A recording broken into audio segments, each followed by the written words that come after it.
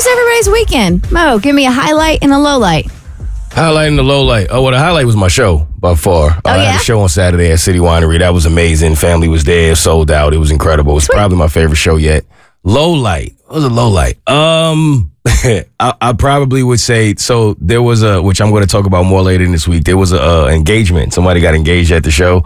Shut up. Yeah, it was beautiful. It was. I was honored that they wanted to do it at my show, and everything went great except for one thing. There was one thing, and it was all on my dude. He messed up pretty bad. But other than that, it was great.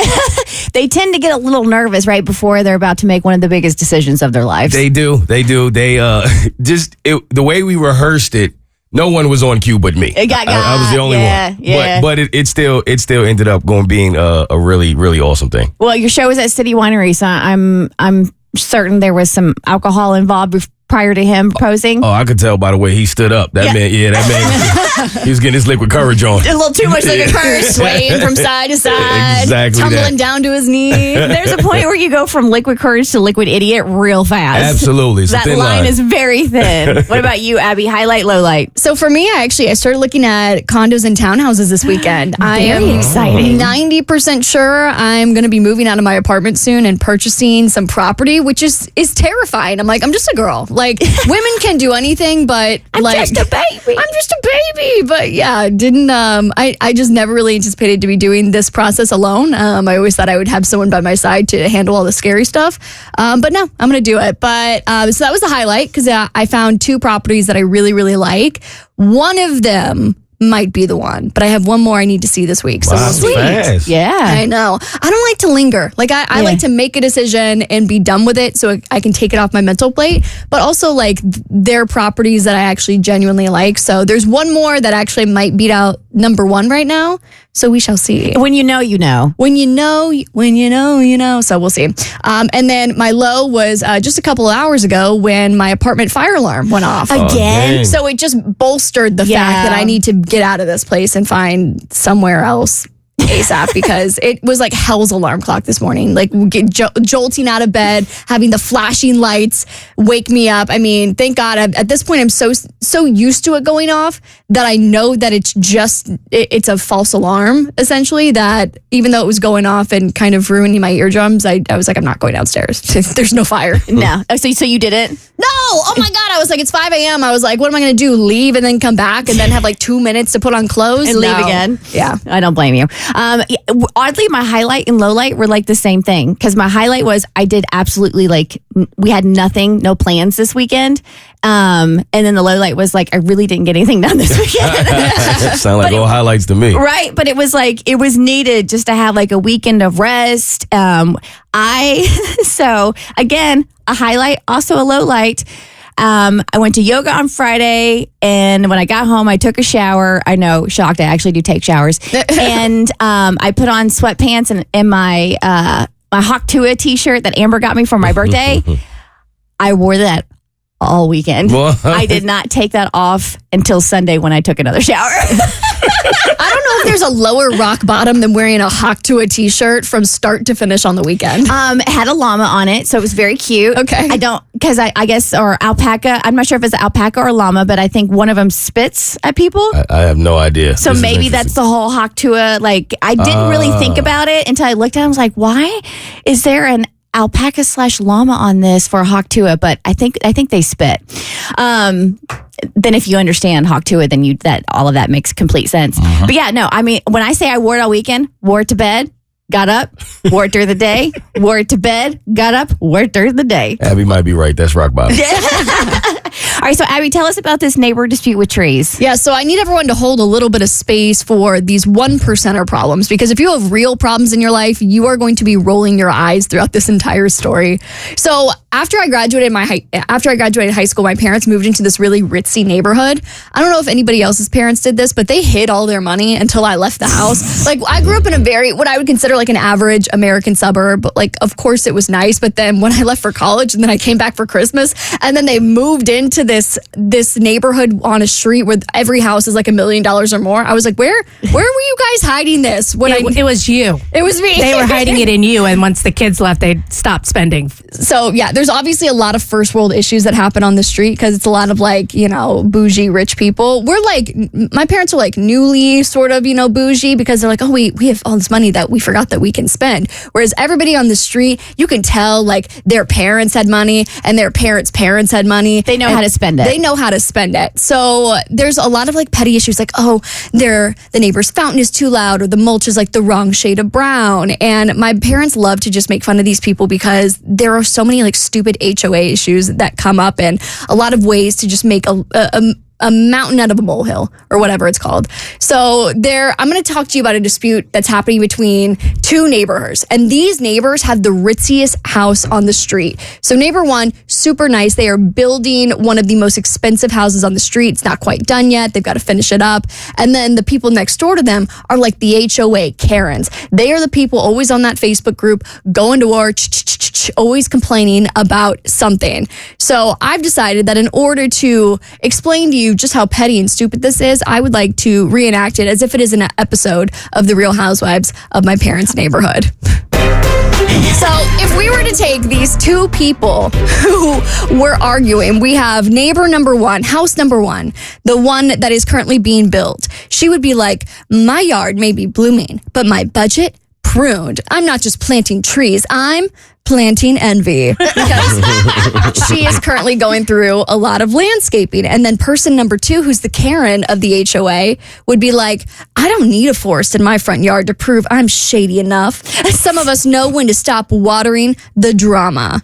And so Kristen and Cassie, I've sent you a script between two neighbors who would be gossiping about this tree dilemma, where one person is mad that $75,000 worth of landscaping is going into the house next to them. And they think that they've done one thing wrong in this entire process. All right, so can we say the names? So yes, Linda and Barbara. These are things I made up. Okay, so Kristen, you could be Linda. Okay. Cassie, you can play Barbara. It's Barb, but thanks. Only my good friends can call me Lynn. Did you hear Karen called the HOA again? She's losing her mind over these trees.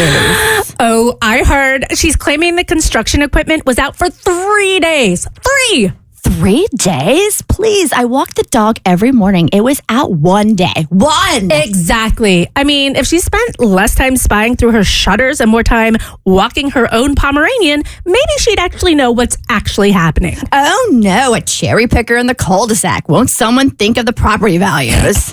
Property values. With that wreath she left up until March, I rest my case. Honestly, if someone's dropping $75,000 on trees, let them plant a forest. I wouldn't mind a little shade. Same.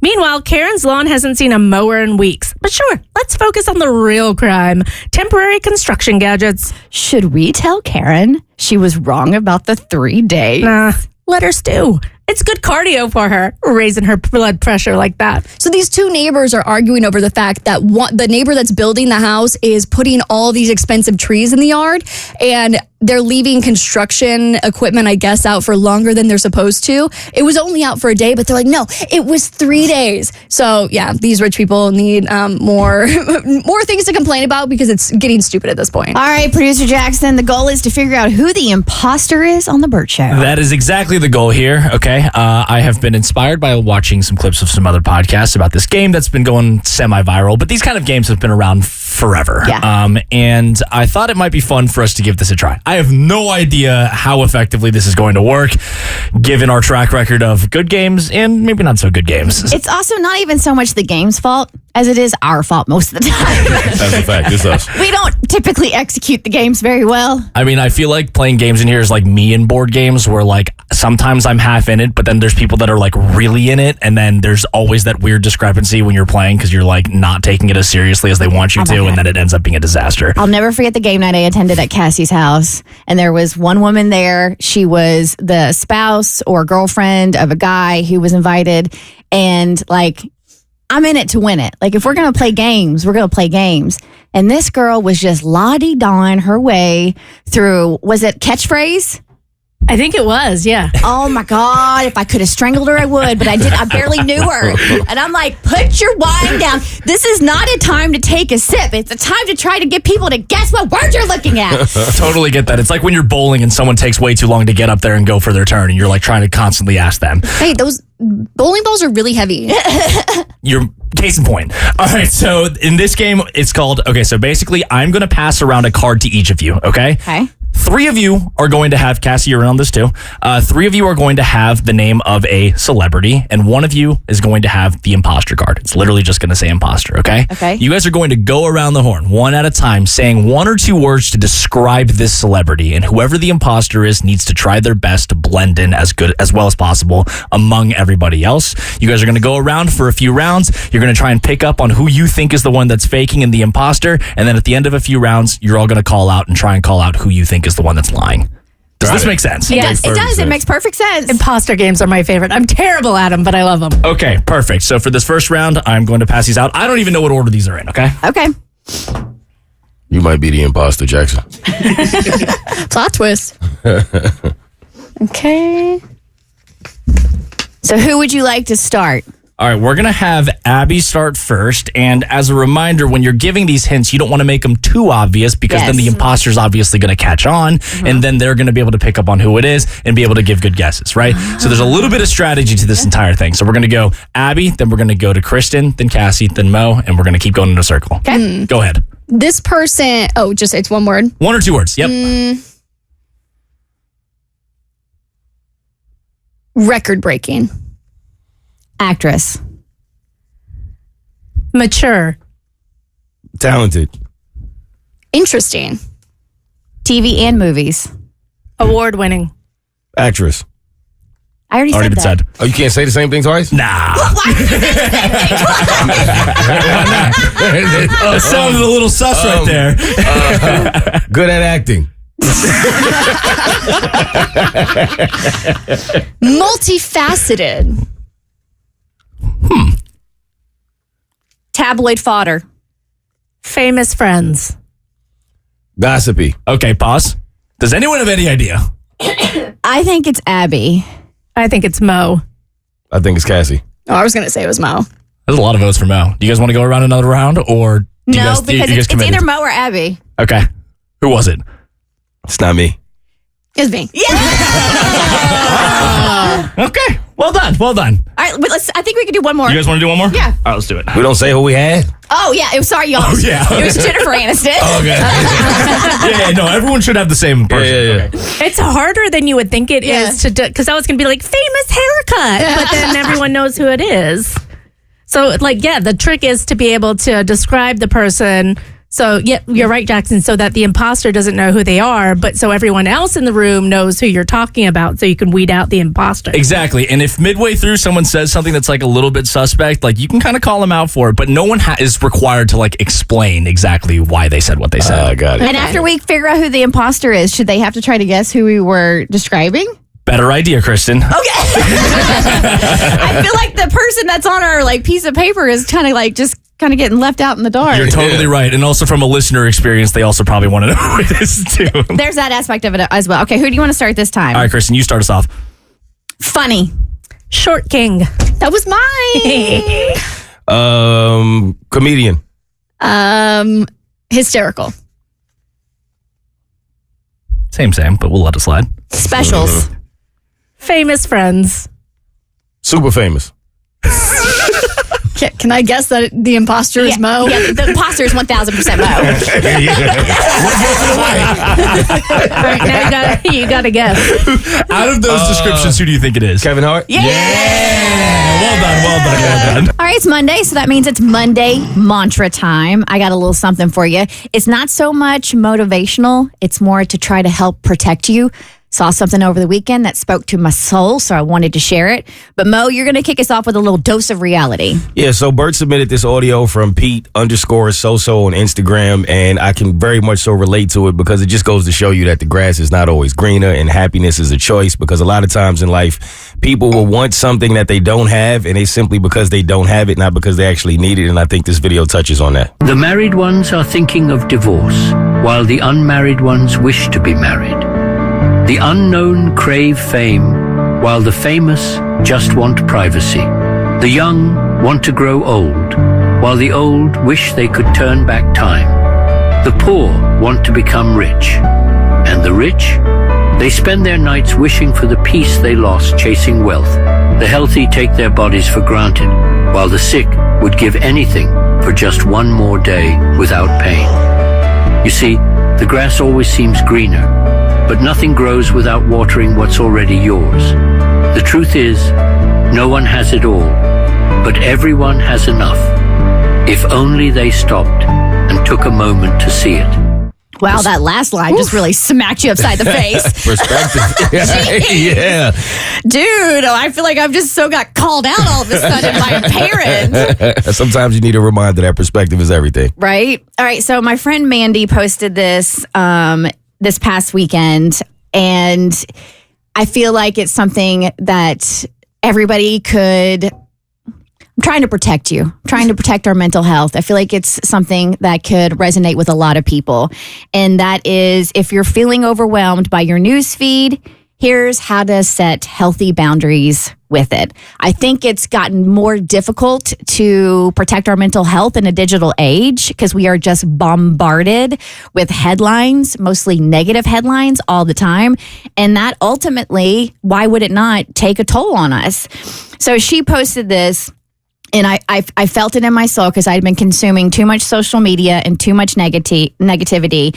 And it was about practical tips for limiting your social media usage, like setting a time limit, deleting apps, going full reset mode. And then the next slide was, be deliberate about when you engage with the news.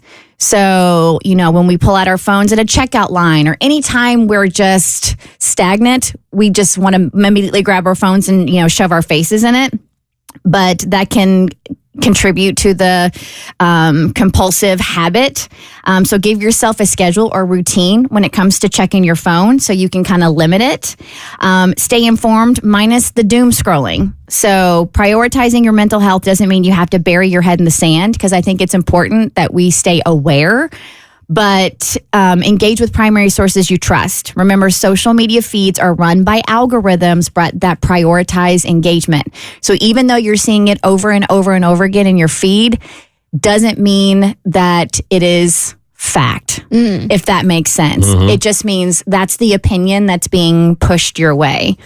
If your intention is to receive information in a direct and helpful way, cultivate a list of outlets that you trust and consciously go to their sites once a day. And then ground yourself by hanging up and hanging out. Find and engage in mutual aid efforts and grassroots organizing in your community if you want to do something like that. Build a community network, like identify your interests and passions and seek out local groups aligned with your interest, or spend time with those you love with the phone off. Groundbreaking. Ooh. I know, right? Talking to real humans. You want me to actually hang out with my child? And then go back to the basics when you consume your news, so you're getting it from legitimate sources. I think it's also important that you don't just share something without having read the article. Like, some people will see a headline and just automatically share. Mm-hmm. So doing a little digging, I think, could go a long way. Mm-hmm. And then focus on things within your control. We can't control what people say or do online, or the flood of headlines that hit our feeds. So try taking a step back and focus on things that you can control, like what time you go to bed and wake up, what accounts you actively follow, daily activities like spending time outside, eating regularly, seeing your friends, engaging in your hobbies, boundaries with others. I think just little things, because I think we can get sucked in to this void that is the internet and social media and all of this digital information, and we can get lost in it. And when we get lost in it, we kind of lose ourselves, and our mental health boundaries just go completely out the window. So I caught myself doing that this past week, and I thought, no, it's not. I no longer subscribe to the notion that ignorance is bliss. I think it's important to be formed, but I don't think you need to be overly informed to the point that you end up ultimately hurting yourself. It can hurt too much either way. Yeah, for sure. yeah. Mm-hmm. Now, facts. All right, so intern Lamario, you are doing a little self-reflection, and you have realized something about yourself, that when a relationship is over, you like to burn bridges. Yeah, I guess I'm a professional bridge burner. A bridge burner. We got to take the matches away, man. It's not toxic at all. Well, you better take the lighter then. We got to take the lighter. We got to take the matches. We got to take the blowtorch. We got to take all Everything. the things. Don't forget about the gasoline. Sticks and Give me that stones, gasoline. If I can use it, I'm gonna do it. So how long have you always been like this? So I've been reflecting, and I think actually I have. I think I've been like this like for most of my adult life, like probably since 19, 20 years old. All right, so my favorite question is why? Have you delved deep enough within yourself to figure out the why you do this, or are you in the process of trying to figure that out? I'm still processing it. Got it. But you've recognized this about yourself. So now are you trying to find ways to not do this? So I don't think I'm quite there yet, but I've identified want the to problem. change? He's like, give me the matches back, give me the blowtorch back. I do want to change more, I do. But it's just like, I'm just now identifying it and actually seeing as it might be an issue. So we'll see. Was there like a something that happened that triggered this? Because I know for me, sometimes like I can really suppress some of those like deep thoughts, like, you know, really thinking about why I do things and blah, blah, blah. But it's not until something actually happens in my life that I take that and reflect on it. So was there something that kind of triggered this self-reflection? Yeah, like, so now I'm a big gamer, and I had to burn a couple bridges with some of my gamer friends, and I've been lonely gaming now. Like, I've been playing some of those games that I used to have some of those great times with those friends. And now I'm like, well, this isn't fun anymore. Well, think about it as a visual. Say you're on an island and you got all of these different bridges that lead off the island, right? At a certain point, if you keep on burning bridges, you're just standing on that island by yourself with nobody to cross over to you and no way for you to cross over to them. Yeah, I'm out here working on my backstroke right now. Now we got to get you some cement. We got to get you some wood. We got to start building that bridge back to wherever it's going. When you said you had to burn the bridges, why do you have to burn these bridges? Now, it's not every bridge that I have to burn, but with certain people, I'm big on boundaries now. Just working towards the person that I want to be. So I feel like distractions and things that can stop that, I'm trying to get them back, get them away from me. So you have this all or nothing mentality. Yeah. Okay. Yeah. And I can resonate with that because I have an all or nothing mentality too. Not from a burning bridges, but just from my own personal trying to get stuff done in my life. Either I do it full bore or I don't do it at all. And so it's one of those things. Did somebody point this out to you, or did you come to this realization on your own? I won't lie. I probably burned about 4 or 5 bridges in the span of like 2 or 3 days. And I was like, oh, wow, I think I might have a trigger finger issue here. Need to slow down. You cut people off quick. Cut them off quick. Like, you can be expressing yourself, and once I feel like it's over, I'm like, have you ever cut somebody off? And has there been anybody in your history where you cut somebody off and you allowed them back in? No. Ooh. Nah. Yeah, that's impressive. Yeah. Nah, like once I'm done, I'm turning and I'm walking away. Like, my back is towards you, and I'm not paying no more attention to you. So is the base of it all, is it forgiveness? Is that really what it is? When you feel like you're in a relationship or any kind of ship with somebody and they do something that you don't like, say something you don't like, you just don't have any means to forgive? It's like you get one and done and that's it? No, now it's a relationship, so it's back and forth, it's ebbs and flows, ups and downs. So it's not like you just do something and I'm like, oh, we're done, I can't deal with you no more. So it's something that progresses over time. Gotcha. Like, if I was to use an example, I have a friend who likes to drink, and I'm a drinker too, but I'm working on that. And so when we would game and do stuff, like, he would always want to drink, and I'm like, okay, bro, like, we can game and stuff, but like, I don't want to game with you when you're drinking. It kind of triggers me and puts me in that state, and now I'm drinking with you, and I got school tomorrow, so it's like, I can't be doing that, man. Can you chill out on that, or just keep me out of those activities? Mm-hmm. And at first he was good with it, but then he would just encroach on my boundaries and keep doing it. And then it's like some of the things he's saying when he's drinking, it's like, okay, bro, you kind of starting stuff up. And now I'm like angry at you. And then it just kept progressing to the point where we were gaming. And I'm like, all right, bro, it's over with, bro. I cannot deal with you. That would make sense. Mm-hmm. I'm not going to hate on you for that one. Of all the people you've cut off, is there anybody that you would consider allowing back in the fold if they even wanted to come back in the fold? If they want to come back in the fold, it's the crux right there. I'm a lot. But There are a few. There are a few that I would love to have back in my life. Yeah, because I'm wondering if that could be an exercise of trying to help you with forgiveness and getting over this cutting people off. If you reached out to somebody that you had previously cut off and like allowed them back into your orbit. Oh, I can think about that, but that's eating some crow right there. That's some swallowing some pride, and that's a tall order. There's a lot of lessons right there that you can take in. To charge or not to charge your significant other when you have a talent that they need from you. That is the question. Did you make your lady pay for a ticket to your show this weekend? Are you revealing that information to us now? I would never, Abby, but I know a lot of people do. And for me, that's always like a tricky line because the way I am, I don't charge my family or my friends and certainly don't charge my significant other if they were to ever ask me to use any of my talents for anything. But everybody doesn't see it that way. Some people see it as strictly business. And I'm kind of wondering, like, when is that line? Is there a certain point when you're dating somebody to where you would no longer charge them, or would you just always charge them because it's just business as usual? And a friend of mine is in a situation of trying to figure this out on whether or not he should continue to date this woman after she decided to charge him. So to give you the rundown of how this all went down, they're dating. Well, they're in limbo now, but they were dating for at this point about 4 or 5 months. Okay, so it's not like new, but it's not like solidified.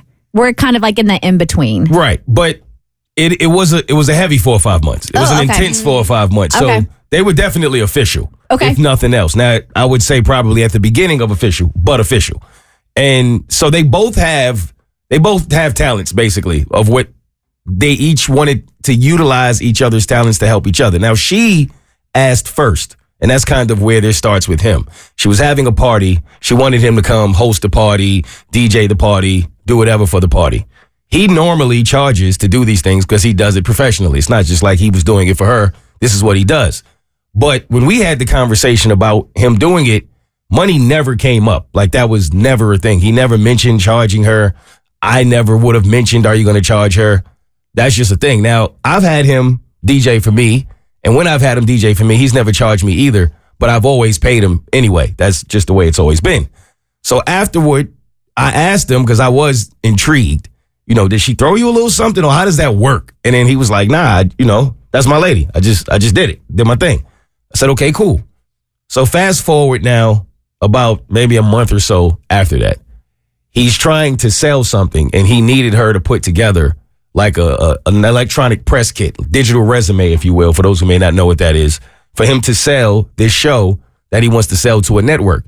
And he didn't really ask her, but he kind of knew that that's what she does. Like that's her profession. And he was doing it on his own at first, but then she was like, why wouldn't you come to me? Now, where it gets a little tricky is he said okay, and he accepted the fact that she was going to do it. And then he asked her, well, what is this going to cost me? Let's just get that out the way. And she said, cost you? No, I got you. We'll talk about that later. I just want to help. I just want to help out. Okay, cool. So he comes to me and he's like, what do you think? And I said, well, to me, that sounds like I'm going to charge you later. And then she's going to be able to kind of set the market of what it should cost because y'all didn't really agree on a set price. But I want to clarify. She went to him and offered her services. Mm-hmm. He did not go to her and say, hey, can you help me out? Can you do this for me? Yes. I think that's a major point. I do too. I think that's a major point. So, depending on where this is going. At that point, I said to him, I think you need to be a little more clear before you move forward in having her help you, like about, is this something you're going to charge me for? I would never think that the person was going to charge me. I wouldn't think so. Not the way that she said it. Like, don't worry about that. Don't worry about it. We'll figure it out later. To me, that's kind of a weird way of just her brushing it off so she doesn't really have to give him an answer. And maybe in a weird way, she feels a little vulnerable saying that she'll give her services for free because maybe in her mind, she feels like that's really showing her cards of, I like you so much that I'm willing to do like 20 hours of work for free. Now, in her defense, She is in between jobs, technically, because she was doing something else. Well, then she has the time to help. That's why it's for free. That's also one way to look at it, right? I'm just trying to make sure I cover all sides, but I think that was a piece of maybe why she felt like she needed to charge, because she's in this position where she really needs the money. Now, it's also a situation where in his mind, he feels like he's taking her out a lot. He was even offering to take her on a trip. He DJ'd an event for her for free. The event for her for free, never charged her. But you don't do things expecting to get something in return. Exactly. So, with all of that being said, after it was all said and done, she'd asked him, I think, for something else that he wanted, and he didn't want that. Whatever the extra was, he was like, nah, I'm all good. I'm all set. We're straight. So then she goes, okay, we're done. He thinks it's over. He's driving in his car. He doesn't get a phone call from her. He doesn't get a text. No, she didn't. FaceTime? He gets an email. Now, this is his girl. Yeah. He gets an email from her. So she's putting this in writing. Yes. And it's all of the services, all of the time it took for her to complete the services. And at the bottom, it says, this is my invoice. Feel free. If you use a credit card, I think it was an 8% charge. And she said, or you can pay in cash or Zelle me, whatever. $1,950. Shut up. $1,950 invoice to her boyfriend for her services. That's crazy. That is crazy. So it's not just me. 'Cause that's what I thought. That's insane. I'm trying to put myself like in their shoes. So like when Bart and I first started dating, he's very handy, right? The man can fix anything. So that would be like something wrong at my house. And I'm like, hey, can you make this bookshelf or whatever, right? And he makes a bookshelf. I'm thinking this is just my boyfriend being loving and doting and making a bookshelf. And then I get an invoice for $1,900 for having made the bookcase. Like, that's not something you do retroactively. That's something that she had to tell him out the gate before she even spent 1 second working on this. Be like, this is my hourly wage, blah, blah, blah. This is what it's going to cost. So he could have been like, I'm good. And that's what I told him, because I don't like to assume. But he didn't want to ask, I guess, because he didn't want to make it awkward. So he just assumed that since that's my girl, she gonna hold me down.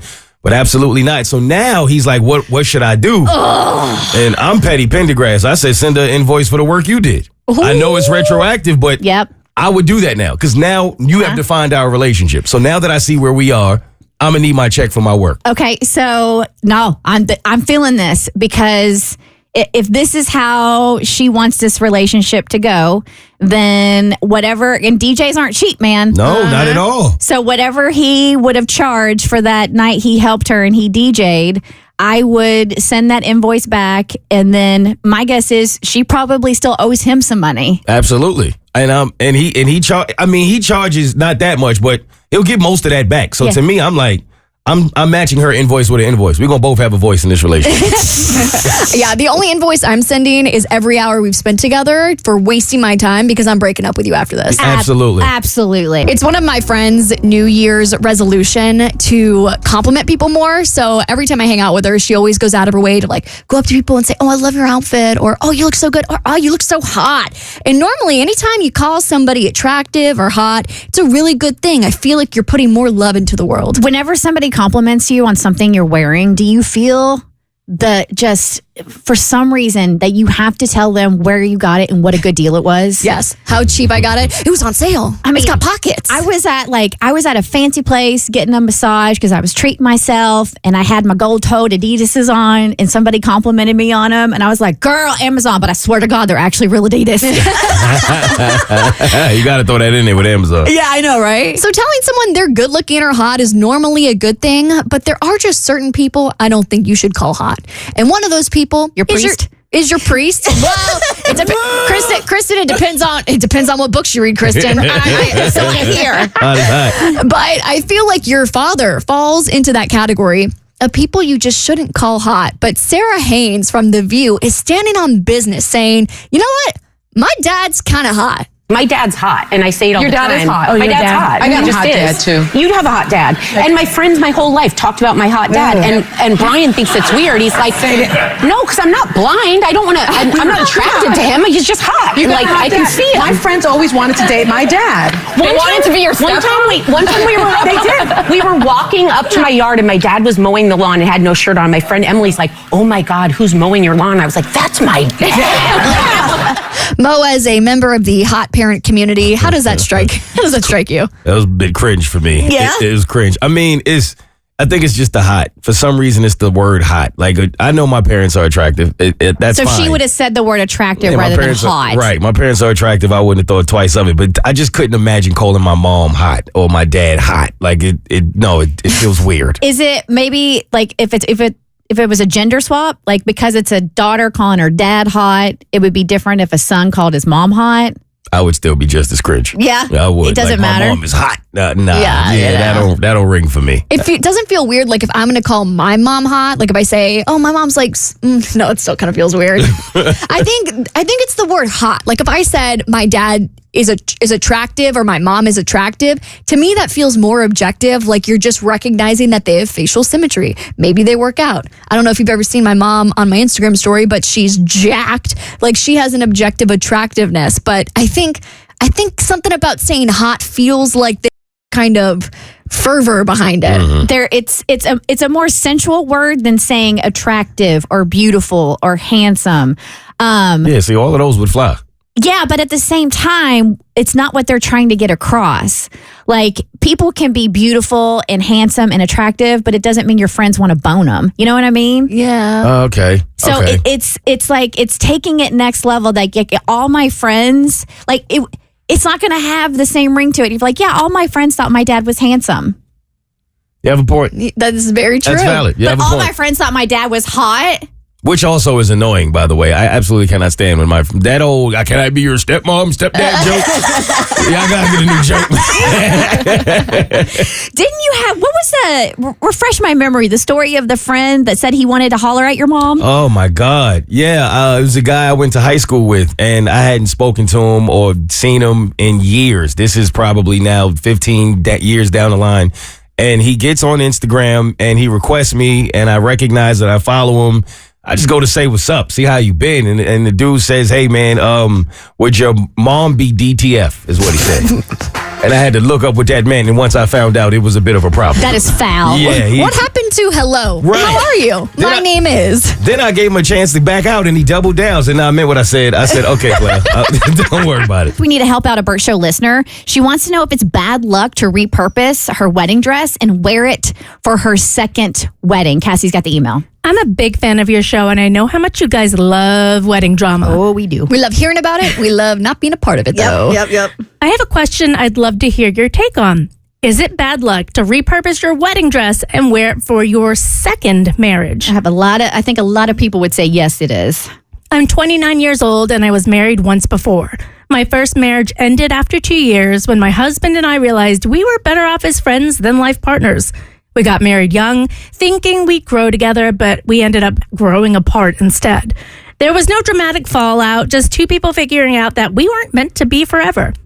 Fast forward to now, and I've met the love of my life, my fiancé. We've been together for 3 amazing years, and he proposed last year. We actually met at a mutual friend's wedding. He was a groomsman, I was a bridesmaid, and sparks flew when we were paired together to walk down the aisle. He's truly my person. My dress from my first wedding is absolutely stunning. It's a timeless lace A-line gown with a sweetheart neckline and a long dramatic train. Mo, what is a sweetheart neckline? I have no idea. I want to hear you try and describe it, though. A sweetheart neckline. Heart is the word you need to focus on there. Is it? Mm-hmm. I was focusing on neck. If it makes you feel better, I don't even know. I really have no idea. It's the line right where on top of the heart where it starts to connect with the neck. So it's kind of like a heart. You have that heart shape. The top of the heart. Mm-hmm. Like Cassie's wedding dress. Because it was strapless and you had a sweetheart neckline. I feel like I should know what it is then. Yeah. Since it was literally on my body. I've always loved how it made me feel elegant yet comfortable. And instead of buying a new wedding dress, I thought, why not use my first one, but make some major alterations? I want to transform the dress into a lace sheath gown with a high halter neckline, a keyhole back, and no train. Mo, what is a halter neckline? A halter neckline is when it cuts not as deep. It's a little more shallow and it's a little more sharp in the middle. Not at all. No. Why Not y'all even look close. surprised that I didn't know? 'Cause I knew this was coming. Quick, what is a keyhole back? A what? A keyhole back. That's when you hold back the key. So it's kind of like, so the halter comes up around the neck, but it's strapless and it cuts in. So if you have nice arms or like a nice clavicle, it shows off that area. Got it. The clavicle. That is the worst thing to have as a woman. Be like your one save or your one like feature that you looks good. Like some people have good hair, some people have good bosoms, some people have good buck. But imagine being like, yeah, my clavicles are just absolutely stunning. I think Meghan Markle wore like her second wedding outfit was a halter. It was. And she looked fantastic. Clavicles were popping. Abby, can you explain what a keyhole back is? So it's when you have an open. It's like a big circle in the back, big open circle. Oh, okay. Got it. So honestly, by the time it's done, it won't even resemble the original dress.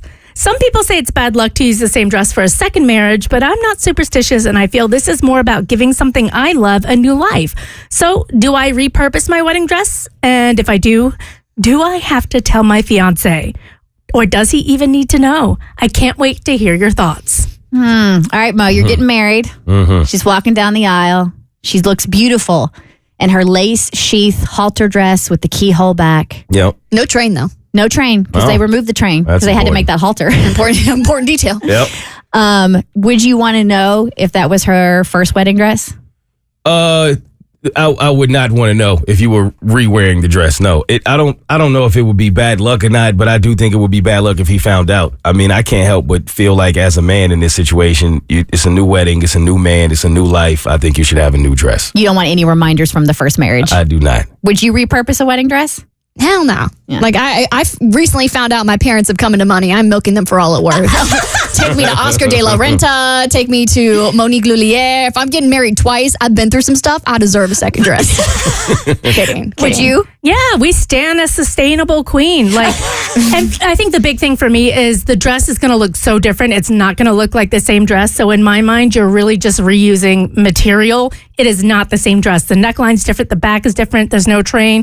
So if you were to hold two pictures of the dress side by side and nobody could say that's the same dress, then I think you're in the clear because at that point it's a different dress. Your fiance's going to have no idea. Your fiance's clueless for the most part. Oh, He's yeah, not- don't tell him. No, but if he does find out, see, that's what I'm trying. I'm trying to Starting put. the marriage off with lies. Exactly. That's what you do. Is it a lie or is it just omission? It's both. A lie by omission? Yes, that's exactly Okay, what it is. but if she came to you and said, babe, I want to redo my dress from my first wedding, but it's going to save us $3,000, what would you say? I'd pay the $3,000. Oh, okay. Because I'm putting myself in his shoes and I'm like, if I found out, like this is like years later, right? That at our wedding, you were standing at the aisle, like you bought it, like you bought the tux instead of rented it.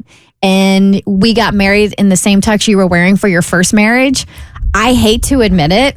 I would feel a certain way about it. I would too. Because I don't want any reminders like this is a new chapter, clean slate. And so I would be perturbed. And then because, I mean, maybe this is psycho. Every time I looked at our wedding pictures, they would be tainted from then on because all I would see is the tux that you wore from your first wedding. I wouldn't see, you married another man in that and it dress. shouldn't matter. Like, I recognize that. It shouldn't matter. But it does. But it's like, who cares? But yeah, I don't think she should do it. Though it is very nice to be sustainable, and we could use that right now. True. She feels like the universe has been giving her sign after sign after sign that she is supposed to get her first tattoo, a very meaningful one at that. But Cassie, we were waiting on one last sign to see if you are going to mark your body forever. When you put it that way, I love tattoos, but the thought of like permanently committing to one on my body is just, it's tough. And I grew up with my parents, especially not liking tattoos. Like once my mom's like, if you walk through the front door of that house with a tattoo, you're walking right back out. Now, my sister has them on her arms. She's gotten like special scarification tattoos in Africa, like the whole 9 yards. And I'm over here like, I'm scared of a needle. My husband's covered in tattoos. And so one of the signs, I wanted to get a phoenix because I feel like I'm undergoing a lot of change right now. And, it came to me. I opened, I hadn't talked to anyone about it at all. And I opened TikTok. And the first thing I saw were fine line tattoo drawings of a phoenix. I opened Instagram the next day. I see the word phoenix and a definition. After I did this break on air talking about that, my mom actually texted me and was like, I love the idea of you getting a phoenix. It makes my heart sing. You should absolutely do it. So it's not like I was going to ask for her approval, but getting her stamp of approval really felt amazing. So the last thing is I wanted to go to Bang Bang in New York City. And if you don't know, it's one of the best tattoo shops in the world. Celebs go there because they hire the best artists. And I was like, if I'm going to get permanently inked, I want to make sure it's something that I'm really going to like forever, no mistakes. So let me go to Bang Bang. But the thing is, when you submit, they're always way booked out. And the tattoo artist has to accept your concept, your pitch, essentially. So like I go to the website and I'm like, hey, I really want this big of a tattoo on this section of my body. Here are some sketches of what I kind of want it to look like. And the artist you pick has to be like, yeah, I dig it. That's one I want to do. Or no, thanks, pass. If they're like, I want to get 2 dolphins swimming in a circle on my ankle, and they're going to be like, hail to the null. We're not doing that basic stuff. I'm not putting my name on that. And I get it, but it is very weird to be like, this is personal to me. I'd like this. And to have an artist be like, no. Okay, so because we were talking about this yesterday, and you were going back and forth about it, and tell everybody about the New York sign, and then I want to know what you submitted when you filled out the form online. Well, so a trip, Bang Bang is in New York City, and I'm in Atlanta, so it's kind of far away, but a business trip to New York fell in my lap for the end of the month. And I was like, this is a sign. After we're done with the business stuff, I can go to Bang Bang and get it done. And so then I get an email, and the business trip is off because of scheduling conflicts. But I decided that didn't matter because it still felt like that was out of my control, but like a nudge in the right direction. So I hit up Bang Bang anyway. Their newest artist named Michelle. I love her work. And I emailed my concept. And do you explain why? Do you give them the nuts and bolts of like, this is what I want and this is why I want it? There's no room to it's really just the artwork that you can do, like that you can upload examples of, but there's no room to explain why. Because I was ready to be like, pulling all the heartstrings, you're going to accept me. Like I haven't felt this nervous since I wrote a cover letter to apply for college, right? Like, please accept me. Well, I submitted it and I got an email that says, hey, Cassandra, Michelle has reviewed your request and is excited about your tattoo concept. I have been accepted at Bang Bang to get my tattoo done, so I'm going to do it. No way! Yes, the first week of April, which is a vacation. The whole fam's going up to New York, and I'm going to go get my tattoo. Oh my God, this is spring break. Congratulations. On spring break, you're going to go get a tattoo. I am. I'm getting a spring break tat. Oh, are you so excited or are you nervous? I'm both nervous and excited because it's not like one of those things where if you get it and you're like, oh, I don't like it, you can just change it. But I am really excited and I feel like it's a good sign and it's a good time and I'm turning 40 this year. Like what a great time for a metamorphosis. For sure. And Chad has family up in New York, so I'm assuming you're just making this like a family trip up there and a part of that is you getting your Phoenix tattoo. Yes, and I'm actually really excited it worked out this way because I really did want Chad with me. Like I said, he's been inked all over, got plans for a ton more. So we're probably going to leave our kids with our friends in New Jersey and he and I will take a trip into the city so he can be there with me, which actually works out even better than me going solo on a New York business trip. Like I get to go with my husband who knows how everything goes and have someone by my side. Can he get one too, or is this just going to be about you? Ooh, I'll have to ask him. I kind of like that idea. No, it doesn't have to be about me. Like I prefer to share the experience. No, but it is about you because this is like your first tattoo. Like Mo, I'm sure like your first tattoo is one of the most memorable tattoos, right? For sure. It's a cross of my mom and my grandmother, and it's very easy to remember it because my mom wouldn't let me get the tattoo until I told her that it was going to be about her. And she's like, oh, okay, I get it. But yeah, for sure, I still remember it to this day. Let's be honest, you don't really have to look far these days to find stuff that makes you mad. But Mo has found something that makes him mad, and it has everything to do with bathroom etiquette. All right, so I think we've all had moments where you just really, really had to go to the bathroom. You had to handle your business. You had to do what you had to do. And sometimes when you're in a situation like that, you're not really thinking clearly and you can do things that may be embarrassing to yourself. So for me, the moment that I always think about is when I was on this dating show. I was on Blind Date and they were miking me up in order to do the scene. And in that point, like once they mic you up, you can't unmic. It takes too much time. So in that moment, I was like, I really got to go to the bathroom. I don't know what I'm going to do. So he was like, listen, I'm going to just turn it off. Go to the mic, handles your business. Well, he forgot the whole turn it off part. So I'm in the bathroom. No. It's going down in there. And everybody hears it. The entire production team, the people that they had out there waiting to look like to be in the background, the extras, everyone hears the entire situation. And as soon as I came out the bathroom, the way everyone was looking at me, You knew. my mic was on. On a dating show, no less. Yeah, it wasn't sexy, Abby, at all. But that was, for me, I thought, as embarrassing of a moment that you could possibly have when going to the bathroom, until I heard this story from Twitter on X. It's from CAHSEDEMOOR. I do not know how to pronounce that. I don't want to butcher it.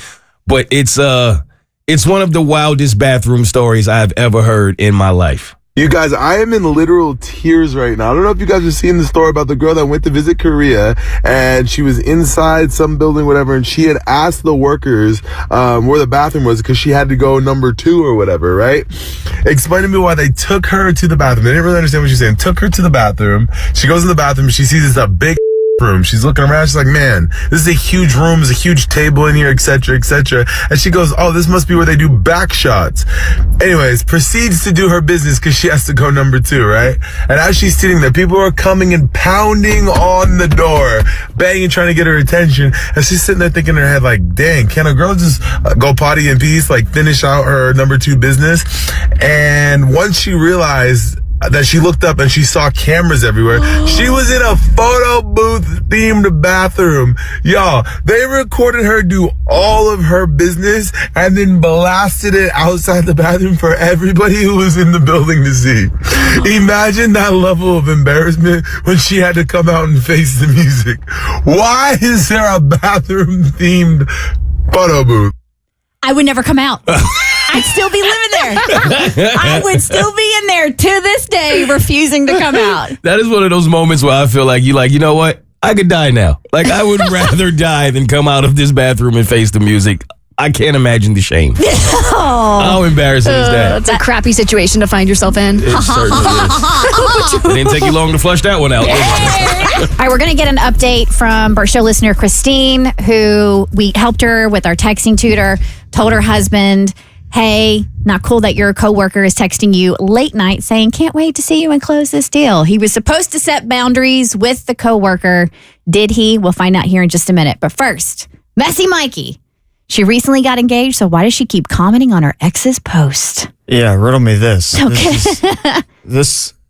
It didn't seem like a problem to me. It has created a, what's it called whenever it's not an argument, but it's more than a discussion? A disagreement? Disagreement, debate. That's what I'm looking for. A debate, okay. Debate. This has sparked debate. So me and my girlfriend set 2 of our friends up on a date. One of my friends I've known for a long time, one of her friends that she like kind of knows. We set them up on a date. It went well, actually. And dangerous game to play, my friend. Dangerous game, and I've gotten bit by it before, but it actually was going good. Probably, I'd say like close to 3 months they were hanging out. Now the problem was my friend has some kind of problem with commitment. He wouldn't date her. And so finally she just kicked him to the curb and said, if you're not going to date me, then get out of my house. It's always after that 3-month period. It's the 90-day free trial. Yeah, but it still seems like you'd probably start dating sooner than that if you're hanging out like daily. But so she kicks him to the curb. Probably 3 weeks later, on her Instagram, a ring, she's engaged. Shut up. Yeah. Well, damn, that escalated. 3 weeks after the situationship? Yeah. She's engaged? Yeah. With whom? No With clue. whom? But wait, give us context. Like, is this girl like super religious? Is she? No, she's a normal person. I have a theory that probably it's a guy that she's known or maybe dated in the past, and they got back together, something like that. So this isn't a new relationship. This is a rekindled relationship, and they decided absence made the heart grow fonder. They need to be together. So after my 3 weeks of getting back together, they decide to get engaged. Well, that's just my theory. I really have no evidence to back that up, but that seems like the only way this makes sense. No way she could meet a guy 3 weeks later, be engaged. Maybe so, though. Okay, I know you said she's a normal girl. Maybe she is, but that's not normal behavior. Maybe your friend was so bad that she was like, now I know exactly. That's what I'm saying. No, It's like, the crazy part of this is your friend, broke up with her, and then 3 weeks later she gets engaged. It'd be one thing if she was like, you know what, this just is not sitting right with me. I miss my boy who I dated, 6 months ago. I want to get back with him. But she would have stayed with your friend had he not broken things off. No. well, I think she broke things off. He just wasn't going to commit. But maybe she just had like the worst taste in her mouth. She's like, I got to just get married. This is terrible. She broke up with him because he wasn't committing. And he was like, deuces. Yeah. And she found a guy who's willing to commit. So I there you could not go. be with another guy like this. Just get me married. But the debate sparks whenever he starts posting pictures on his Instagram. She has commented and liked every single picture. To me, that didn't mean anything. It's like, yeah, they knew each other. She commented on his picture. So what? My girlfriend is screenshotting them and sending them to me. I didn't realize that this would be such a big deal.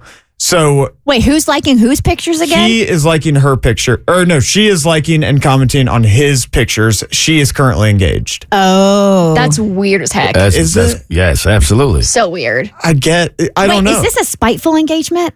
It could be a spite engagement. Because it seems like she's still trying to get his attention, even though she's engaged to somebody else. What if it's not an engagement? What if it's like a promise ring? You know how people give those rings and they're like, oh, my boyfriend promises in 3 years he'll maybe think about getting engaged to me. And maybe she posted it like it was an engagement. This thing was a boulder. It's got to be an engagement ring. Really? Yeah, this is a fancy ring. This is wild. Like wild that after breaking up with somebody 3 weeks later, you're already engaged. And still reaching out to them to comment on their stuff. Yeah. That's what I'm not understanding. If what they say is trues, can't you be friends after? No. Probably not. No. Okay. So you think it's okay? I think it's fine. I don't really see a problem with it, but then I get to thinking. I put on my thinking cap and I'm like, were you able to find it? What if I had to dust it off, but what if my girlfriend was commenting on her ex's stuff? Bothersome, but I wouldn't assume that people would be screenshotting it and sending it around. Right? Oh, the girls, the girlies are screenshotting. Jeez, dude, if you went to the screenshot album on my phone, there's more screenshots than there are selfies. I'm here to let you know that right now. Yep. Is that where the drama comes? Just screenshots back and forth. I don't know what girls text about, but also, have you guys seen this new feature on Instagram where you're able to click that button and you see what everybody else is liking, what your friends like? That's going to get people in trouble. People are in big trouble soon. I've actually been doing that the past couple of days, and it's enlightening to see what Insta stories people are liking. Because you can obviously see the post, and that's one thing. But now, when you see those little 3 accounts in the top right corner when you're in Insta stories, and you click on that, and you can see what people are liking in their Insta story because they think it's a little more low key. It's like, I didn't know you believed that. I agree. All right. So bottom line, I find it off-putting, but if it doesn't bother him, then I guess it doesn't matter. He probably loves it. No. Her new fiance. Oh, yeah. If it's not bothering her new fiance and he doesn't care that she's having interactions with her ex, then I guess it doesn't matter. I think I'm changing my tune. He probably should be bothered. He should be bothered. Yeah. Especially the most recent ex. Yeah. That's red. There's a red flag. Red flag. Super red. Yeah. All right, so let's check in with our Bert Show listener, Christine. Abby, can you give us a little recap of how Texting Tutor went down last Friday? Yeah, so last week, Christine called us up and she said that her husband got a text at like 1 a.m. from one of his coworkers. And it said something along the lines of, can't wait to see you and close this deal. And Christine thought that was obviously very inappropriate to send at 1 o'clock in the morning. So we had to hold her back. She wanted to text the sleut down the office and say, why are you texting my husband at 1 a.m.? But instead we thought, you know what, let's have an adult conversation. Let's text your husband about this. And shockingly, the husband was really defensive about it. And we kind of didn't really get anywhere productive. So it's a lot of pushback. It's a lot of pushback. So I'm wondering if maybe he's come around. So yeah, at the end of the day, when the Texting Tutor was over, he said, right, that he was going to say something. All right. So Christine, how did everything play out after you and your husband had that text? He said, oh, that's right. He got very passive aggressive. Like, well, if we're not supposed to be, you shouldn't be texting me during work hours. And it ended with him saying, you guys were going to talk about it. So lead us through if he confronted her. So when my husband got home from work, right, I asked if he had talked to his coworker about the late night text. And You guys will be super surprised, but he had not.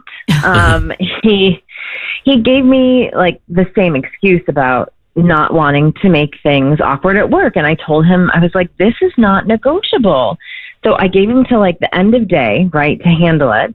And then I made it clear that I wanted him to address it in writing so that there wouldn't be any confusion. And I told him, I'm like, I need proof that you are actually doing this. All right. So the Wednesday that we recorded this, because we obviously record Texting Tutor beforehand because we have to edit it down. You guys don't want to sit there as you were trying to do these texts back and forth. So Wednesday, he comes home. He hadn't done it. So you're like, all right, my dude, Thursday, care of business. You need to have this done. You need to have communicated with her. You need to have it in writing. Correct. Yeah. Okay. So Thursday, when he got home, he claimed that he had talked to her, right? But he couldn't provide any written proof. And at that point, I was done. I was just done. I'm like, I'm not going to play games with this. I couldn't bring myself to talk to him or look at him. He slept in the guest bedroom that night. Wow. And then, I just was like, not having it. And before he left for work on Friday, I just told him, I was like, listen, either you address it properly today or I'm going to message her on Facebook tonight myself. Uh-oh. Done and done. Done and done. Very incredibly clear. And so that obviously started a fire under his butt, right? So by Friday afternoon, he'd sent her an email. It was short, it's sweet. It did the job.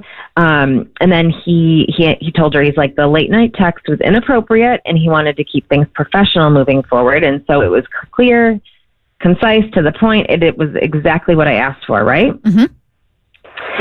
So I'm super relieved that it's like that is over, but I'm really frustrated because this was way harder than it should have been, and it took so much pushing to get him to do the right thing. And like I feel like I was totally justified in standing my ground, but now I'm just upset that I had to push so hard for him to do what seemed like it was the right thing. Yeah, I would imagine that you want just to have the relief of knowing, all right, he's establishing boundaries. You were uncomfortable. You felt disrespected. But yeah, I get where you're coming from. There should be a sense of relief and like it should be done. Like he did it. It should be done.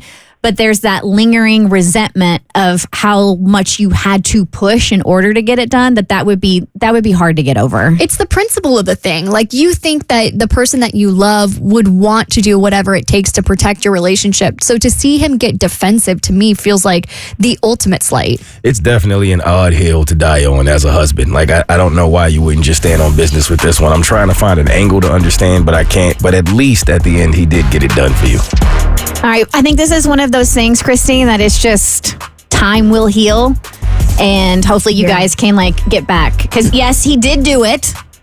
Granted, it shouldn't have taken that much pushing to get it done, but he did do it. So just give yourself a little grace, give himself a little grace, and hopefully you guys can get back to where you were.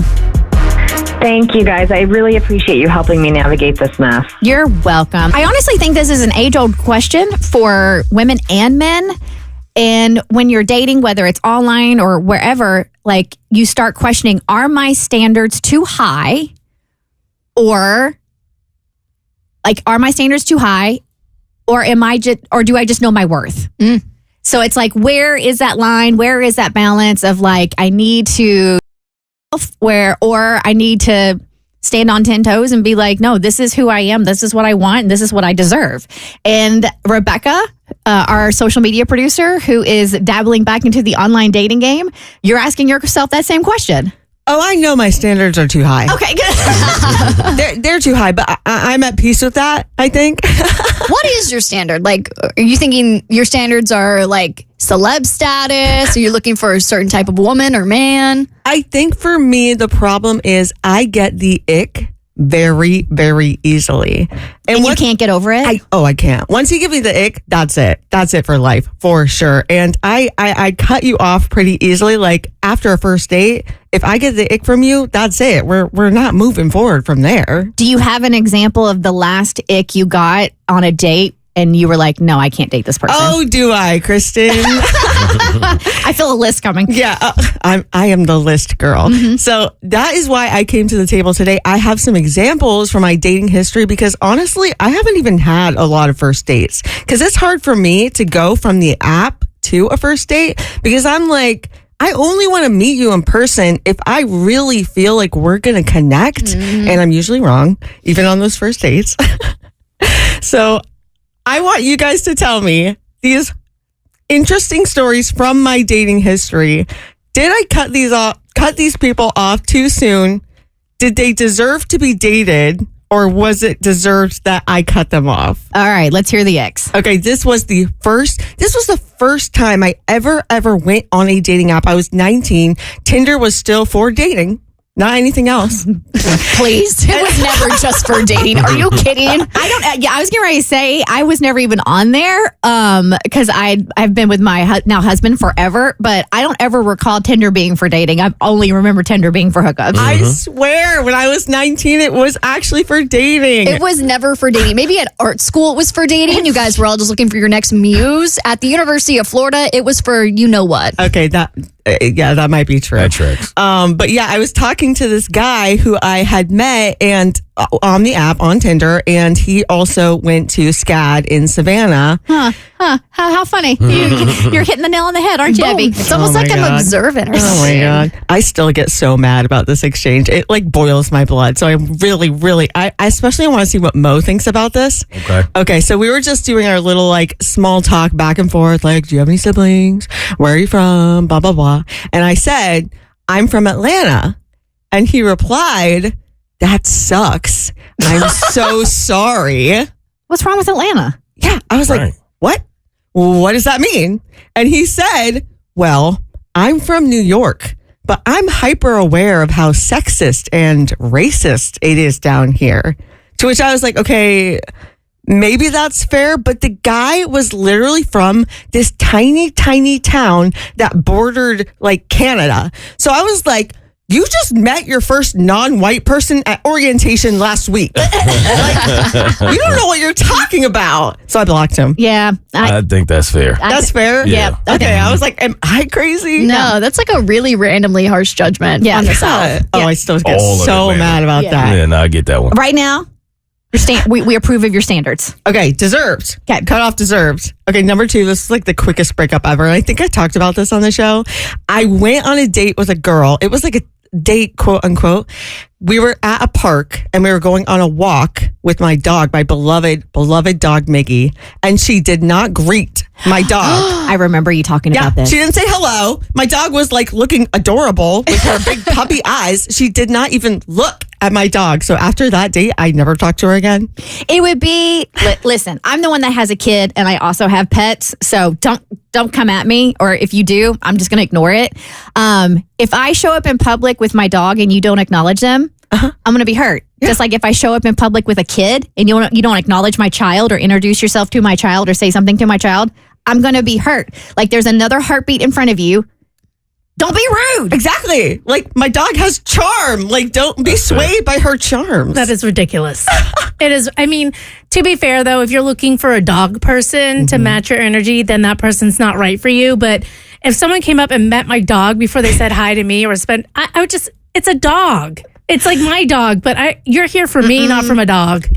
Cassie and I could not be on more polar ends of the spectrum. I need you to get down on your knees on the ground, get nose to nose. Like I want you in my dog space to introduce yourself. 100%. I don't even have a dog, and I always have like the common decency to say hello to someone's dog if I say hello to them as well. You got to say hello, but I do think maybe in that scenario they were a little nervous and maybe they just kind of froze up and was like, they were just blinded by your beauty. They were so focused on you, they forgot to say hi to Miggy. Maybe, but when I'm nervous, I go straight for the dog. Yes, that's a comfort animal. It's a comfort animal. And what I always do too is I ask the owner, hi, is it okay if I pet your dog? Like the proper thing to do when she met you would be like, hey, is it okay if I pet your dog? Yeah, it's common courtesy. Easy win. How do you not want to pet the dog? Yeah, that's fair. There's something wrong with you, you psychopath. Okay, this last one, it still embarrasses me to think about it. This wasn't a date. This was like a potential romantic connection that my friends wanted me to make. Like, oh, we think you'll really hit it off with this guy. Like, he's really cool. And I was like, okay. So we went out in like a group setting, and the guy insisted that we go to this like hole in the wall, like Mexican restaurant, which was great. Like, the food was really, really good. But when the waiter came to put in our order for the food, he ordered with an authentic Mexican accent. And this man was not Latino. But even worse than that was he did a terrible, terrible accent. He literally sounded like Dracula. He was like, quesadilla. I want a quesadilla. Oh, so he did not just like the foods, but like everything in between? Yes, I swear to God. It was like from the beginning to the end, once he started ordering, it was like the Latino accent just popped on. Oh, the ring was out of there. That's so icky. That like, is, my guy, we're at Chili's. Like, put the accent away.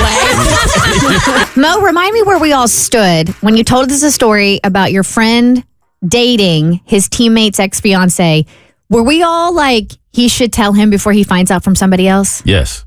If I was remembering correctly, I was like, I think we're all on the page of like, it would just be the stand-up thing to do, especially since this is a teammate, that you need to let them know, hey, I'm now dating your ex-fiance. Right. And y'all also felt like not only should he tell him before he hears it from someone else, but he should tell him in person. That would be the stand-up thing to do. All right, so recap real quick how these two even got together. So I agreed with y'all, and it the plot thickened a bit. So this is a friend of mine. Does, it always does. This is a good friend of mine, and he plays in this soccer league. That's it's like a semi-pro kind of soccer league. So it's a really big deal. His team is really good. They go to the finals every year, and I'm saying this because obviously for sports, and especially when a team is really good, chemistry is important. It's practically everything, and so. This is like his teammate, and if you've ever played sports, you kind of know that there are people on the team that you may be closer to than others, like any other job. But this guy, I wouldn't say that they're best friends, but they're good friends. They go to team events together, and what made it really awkward is his teammate's fiance at the time, they were all connected because my friend was friends with this guy's fiance. He actually knew her first, but then once they became teammates, they became a bit closer. I think that actually works to his advantage, the fact that he knew her prior to her dating him and becoming his fiance. Or does it make it seem like maybe he was plotting behind the scenes because he knew of their relationship, he knew her? I feel like it might work against him. See, now, I felt like that's what the guy would think. Now, my dude is genuine in that he really was not trying to overstep his boundaries while they were together. So he wasn't trying to snake the girl. He wasn't. And the guy would come to him and ask him for advice, and he would give him genuine advice. Like, we're all joking him now, obviously, saying, what was your advice, to leave her? Yeah. You know, but no, he was giving him genuine advice, and he was coming from a genuine place. But in, I guess, the few times that they had got together, she had confided in my friend, and they had become really good friends. So at some point, the guy calls off the engagement. They get engaged, and then he calls off the engagement. I guess he gets cold feet. He's like, I don't want to do this. I think we should take a break. This was about 6 months ago. Within that time, the break led to a little more than a break, and it became an actual breakup. Somehow, some way, because my dude works at a bar, he's a bartender, both of them come to the bar pretty often, but the woman involved in the situation goes a lot more often, like every week. They hit it off. They end up going out on a date, and the next thing you know, they're practically hanging out every night. So it happened really quickly. His teammate is still coming to the bar. And so he's speaking to him. So as a man, it just feels weird to him. Like, this guy is my teammate. We're going to be playing soccer this summer. He comes into the bar. I speak to him all of the time. And here I am now in a full-blown relationship with his ex-fiance. Right. So he's like, do I say something? And he was honest in that he's like, listen, this guy, he's pretty aggressive in everything that he does. So he knew telling him it might not go well. There's a little bit of a temper there. Absolutely. And you know, I mean, even though it's like the guy should see it like, you know what, we had what we had, it's over. If she likes you, that's it. That should be the end of it. Some men it's just not going to be that easy. So he didn't know what to do. So ironically, as he was trying to think, like, how should I handle this? How should I handle this? His phone rings, and it's the guy. Now, he calls him, but it's so rare that he immediately felt like this phone call is because he knows. He must know something, but he doesn't know. So he answers the phone. Hello. Right? And so he's trying to feel out the conversation because the guy didn't come out and just be like, I know. He just it was a normal conversation. Like, what's up, bro? How you been? You know, what's going on in your life? That kind of thing. Yeah. And he's like, what? Like, you don't call me to just see how I'm doing in life. Like, what is this about? Spidey senses are up. Right. So then the guy goes, you want to meet up, get a drink. So now my dude is like, what is this about? Like, is this a setup? Because that's what I would think. Like, why you want to meet up with me all of a sudden? And so he tells him, he figures at this point he has a decision to make. Do you just say, you know what, I'm gonna tell him while we on the phone, or do you actually meet up with him, or do you keep kicking the can down the road? I think I would have done what he did. He just decided to tell him right then and there. Like, let's get this awkwardness out the way. I don't know if you trying to feel me out or you trying to set me up. So I'm just going to tell you. I'm just going to cut to it and tell you. So he did. And I was like, how'd you tell him? And he said, I told him the only way I could. I just ripped the Band-Aid off. I said, listen, man, I don't know if you've heard, but I want you to hear it from me. If you haven't, before you hear it from someone else. And me and so have been dating. Ooh. And he said there was a pause, like to the point where he thought maybe the phone got disconnected. It was so quiet.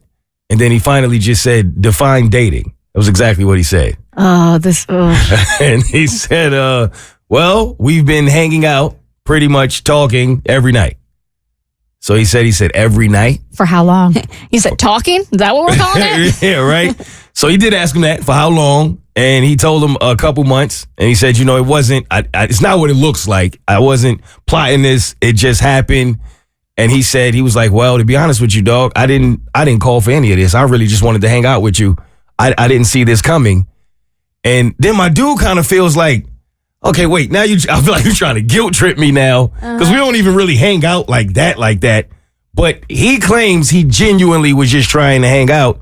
And I guess but he did say he seemed shocked. My dude said he seemed genuinely shocked. Yeah, I believe that he was. And he was like, I'm gonna have to process this. I don't really know where to go from here. I don't really want to say something right now in this moment that I'm gonna regret. But I do think we need to meet up. You and I need to meet up, and we need to have a drink man to man. And my dude is like, yeah, well, my schedule a little busy. So well, I think he handled it well as far as like, considering you said this is like a hot-headed guy who has a temper that he wants to process before he says something he regrets. I think that's a bonus. Or maybe he wants to smash a beer bottle over his head. Yeah, maybe he don't want any receipts of what he plans on doing on the phone. I don't know. Is he going to meet him in public? He said he'll meet. Well, definitely in public. Definitely in public. Oh, it's time for another round of toddler tantrums. And you know what? Misery loves company. So if you have a toddler that throws tantrums over the most ridiculous reasons, because those little brains are so underdeveloped, please call us up right now. 1-855-BERT-SHOW, 855-237-8746. I will gladly start with my list. I think I have unwittingly become a part of the toddler mom club because I'm helping raise the baby that lives below me in my apartment complex. When I tell you this child was up all hours of the night crying, I feel like I was there soothing. I heard them crying. I heard the mom soothing them. So I feel like I'm one of you for this segment. So when you have a baby crying all night, that is one pain. And then you get out of that phase and then you go to the toddler phase when they can actually speak and they start having opinions and preferences. But you have to remember, like, that frontal lobe does not fully developed until you're in your mid-20s. So these little human beings who are 3 and 4, their little brains are not developed. So they get disproportionately upset about the simplest things. For example, I keep a running tab in my notes of times Jimmy just, flies off the handle. So he had a complete meltdown because he wanted to put his pajamas on in the dark. We have a bedtime routine. We'll do bath or shower. We brush our teeth.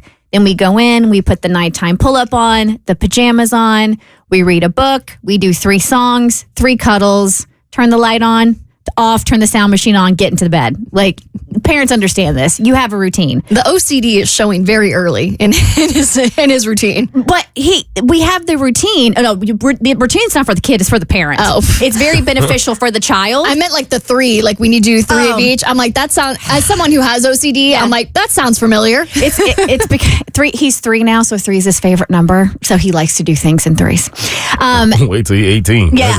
I'm trying to be there all You're night. gonna be there all night. I'm already thinking because he turns 4 in March, and I'm like, I am not doing 4 songs. I am not doing no. So he for some reason wanted to like switch up the routine and wanted to put his pajamas on in the dark, and I'm like, I can't see what I'm doing, bud. Like we don't put our pajamas on. I want to put my pajamas on. I'm like, all right. Then he lost his S because I got into the shower before him and he wanted to be the leader. So I literally, sopping wet, had to get out of the shower and let him go first into the shower and then follow him. And then he was absolutely fine. He got very upset because his granola was in large clumps and not small clumps.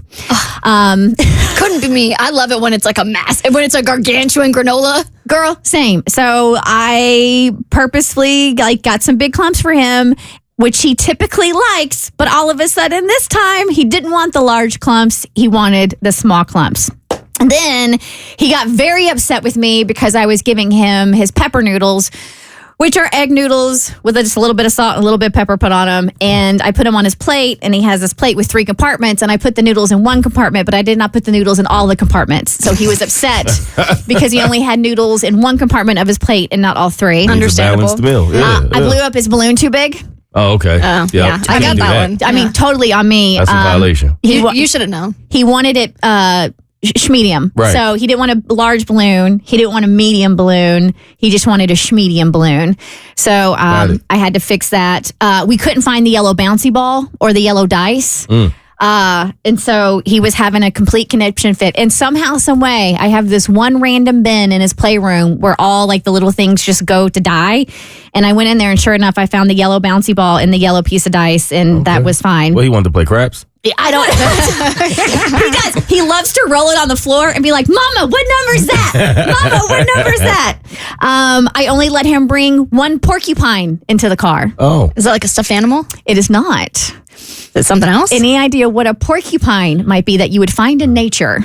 The pine cone. Yeah. It's not a pine cone. No. But it's similar. It's like this, like it covers, they're like the little balls and they're spiky and they fall off from some kind of tree. I don't know what they're called, but I know what you're talking about. Yeah, he calls them porcupines. Okay. And he wanted 3 of them because, OCD, 3 is his favorite number. Yep. And I would only let him bring in 1 to the car, so he lost his S. And then the last one, he got very upset because his butter melted on his English muffin. He doesn't want the butter to melt? He wants big butter, Mo. Oh, big butter. Okay. He asked for big butter because he likes to see the butter and know how much butter he's getting. So if it melts and he can't see it, he loses his S because he no longer has big butter. I like big butter and I cannot lie. Hey, You butter butters can't deny. Say what? So, yeah. Abby, just add that to the list of reasons why you're going to remain childless, because the toddler tantrums over the stupidest things are absolutely ridiculous. We are up to 1,118 at this point. So thank you for the free birth control. All right, so you, Abigail, fell in love not once but twice this weekend? I know, look at the odds. I know people were starting to get sick of me talking about, how much I was not falling in love. And I kind of wonder, am I ever going to get out of this phase where I talk about how things just don't work out for me in the love department? But this weekend, I think I may have found the one. And of course, I'm not talking about men. No, of course not. Hell hasn't. We knew. Yeah. Hell hasn't frozen over just yet. Is it bad that we didn't get our expectations up that high either? I know. I've also pranked you guys too many times to where I just feel like none of this works anymore. I've lost the ability to pull one over on y'all. Yeah. So you're the girl who cried prank one too many times. I'm the girl who cried boyfriend one too many times. So yeah, I fell in love over the weekend, of course, with real estate, my one true love, since the whole actual dating thing's not working out. It is like dating though, when you're trying to find a place to buy and you're like going to all of these places and trying to see if that's the right chemistry, the right fit. It is very much like dating dating real estate. No, 100%. But instead of Bumble and Hinge, you're using onehome.com, and you and your realtor are going back. She's like your matchmaker. She's like, okay, I think this one works for you location wise, budget wise, aesthetic wise. You know, everyone has a type that they're going for. I was about to say, like, what is your type? Because we know what you're looking for in a man: the floppy brown hair, over 6 foot, works in finance. Yes. So what is your type when it comes to a home? For me, my type is, I want it to look like it's coming from a Nancy Meyers film. But here's the thing. This is what's tough, is everybody says with your first piece of property that you buy, like, it's not your forever home. Like, so it's tough because you feel like you have to go for the nice guy. You know what I mean? Like, you can't really go for the passion and the things that don't really matter. You've got to go for something that makes sense. So while I did see a couple of homes that definitely fit that aesthetic, I'm starting to wonder if I need to go with the nice guy of homes and go with the practical match. So on Friday after the show, I immediately ran out, met my realtor, and I went to go see a home that I had been kind of stalking for a while. Girl, be careful, because once you fall in love with the place, and if you can get about like being just devastated and distraught if it doesn't like pan out and heartbroken. I've been I had a crush on this house for a while. I'd been watching it, and I wasn't anticipating purchasing a home until like at least another year. So I was like, oh, I hope when I actually buy a place, I find one that looks exactly like this. It's a smart investment, babe. It's a smart investment for sure. And so I was kind of looking at it, and I was like, you know, I'm having some trouble with my apartment right now. The fire alarm keeps going off at 3 a.m. There's a baby that moved beneath me. The car alarms are going out. Like, maybe this is a sign that I'm actually ready to leave this apartment and purchase a place. It's a little bit of a better investment. And so this was actually the place that got me into my home search, because I'm kind of like, oh, I would actually really like to buy this place. So I contact my realtor, we set it up, we go look at it, and it is stunning. I don't want to give any details just in case like somehow it gets out. Again, I'm trying to get that deal, but it is so beautiful. And then there was another apartment that I had been looking at for a while. It'd been on the market for like 6 months. And I'm like, well, let me go check out that one, because that one also looks really pretty.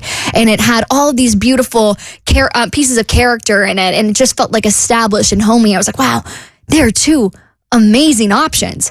How am I going to choose? So I was looking at those options, and then another place popped up, and it's kind of the best of both worlds, except it's a little bit farther out of town. It's kind of the nice guy vibe, where it's like, I know this is the practical option where it's pretty and it fits all my aesthetic things, but at the same time, financially, it makes a little bit more sense.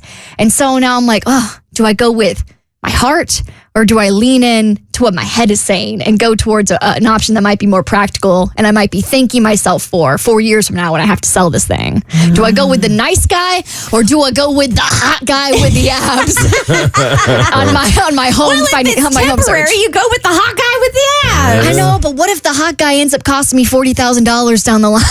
Like going in for the nice guy, right? What if the nice guy ends up making me money? Well, you have a professional realtor. Shout out Justin Landis Group. Oh yes, I should note that I'm working with the Justin Landis Group. Shout out. Thank you for everything. What kind of advice is she giving you? We haven't gotten that far. Okay. I've internalized a lot of it. Okay. And these are definitely conversations that we're going to have. And there's still things I need to work out with the mortgage lender too. So I have to get all of that submitted. So one of these options might actually exclude themselves because maybe the nice guy isn't going to want me once he sees my bank account. Nice guy might be like, you're too poor for me. No, but this is very exciting. You're not poor because you have real estate. You have equity. That's equity. I will have equity one day. Right now, I just have hopes and dreams and a long list of nice guys and hot guys that I want to purchase. The Bert Show.